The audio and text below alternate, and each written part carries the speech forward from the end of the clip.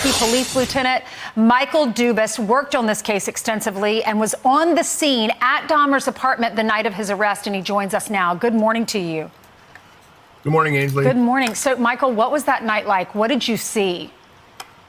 Well, we got sent up to the apartment there to meet another detective, and we were told that there were some pictures in the apartment, and we were told that there might be a human head in a box. That's pretty way out there as far as even a homicide detective. And when we arrived, that's exactly what we had. We started looking around a little bit and make sure there were no other victims or anybody else in the apartment. And there were human heads and bones and things all over every drawer we opened, every cabinet we opened.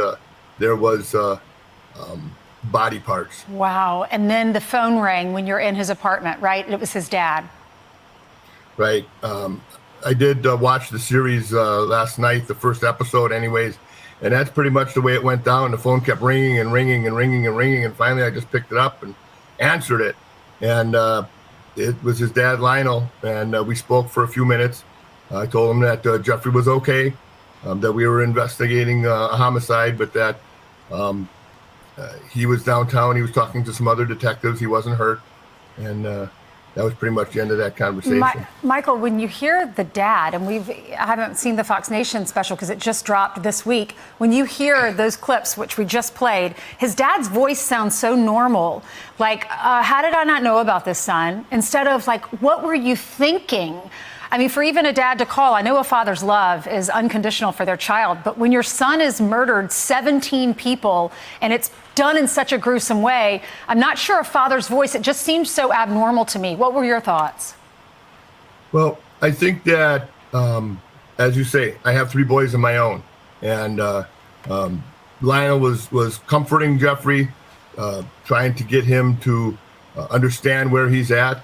And I don't know what Lionel's ideas were about recording all of it, but it really gives us an insight into what was going on and what the family motives were there. Michael, if you watch some of the documentaries that have been made about this, there was the lady next door that lived next door to him, and she kept complaining, but she didn't want to lose her housing, and so she was walking a fine line. But there were machines he was using, saws he was using. She had the odors. In some of the clips, you see him, doing the unthinkable. He was a cannibal. He would kill them, and then I don't even want to say it on morning television because kids are watching and eating their cereal. But you know the rest of the story. How accurate are these documentaries?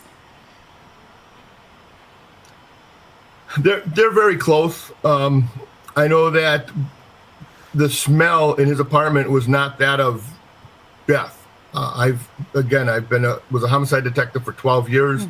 And then when I made lieutenant and eventually captain, I stayed in the homicide division. It was a very sweet smell. It was a very chemically smell.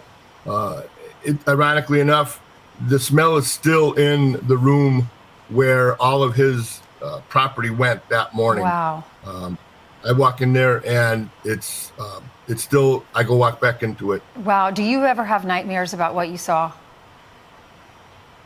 Uneasy nights, not nightmares.